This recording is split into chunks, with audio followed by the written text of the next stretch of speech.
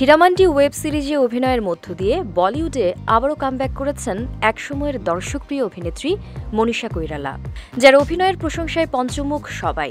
তবে একটা সময় ক্যান্সারে আক্রান্ত হয়ে অভিনয় থেকে দূরে সরে গিয়েছিলেন এই অভিনেত্রী। শুধু তাই নয়, ক্যান্সারে আক্রান্ত হওয়ার পাশাপাশি মানসিকভাবেও ভেঙে পড়েছিলেন এই বলি তারকা।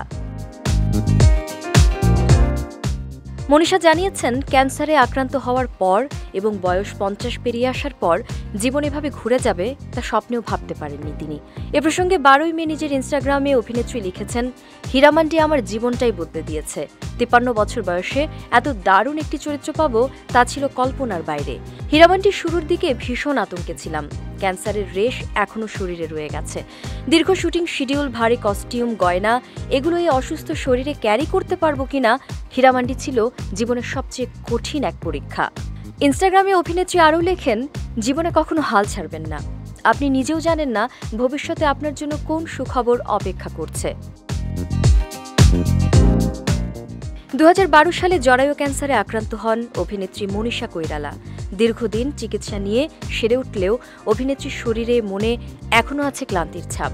ব্যাধির সঙ্গে লড়াইটা যত কঠিন ছিল তার চেয়ে তীব্র ছিল হতাশা কাটিয়ে ওঠার লড়াই। ক্যান্সারের জন্য এখন আগের গতিতে কাজ করতে পারেন না মনীষা। তবে সম্প্রতি নেটফ্লিক্সে মুক্তিপ্রাপ্ত সঞ্জয় লীলা বনসালির ওয়েব সিরিজ হীরামান্ডিতে মল্লিকা জানের ভূমিকায় অভিনয় করে সর্বত্র প্রশংসিত হচ্ছেন মনীষা। সিরিজটি শুধু ভারতেই নয়, সমালোচনা সত্ত্বেও বিশ্বজুড়ে সিরিজটির জন্য নন্দিত হচ্ছেন এই বলি অভিনেত্রী।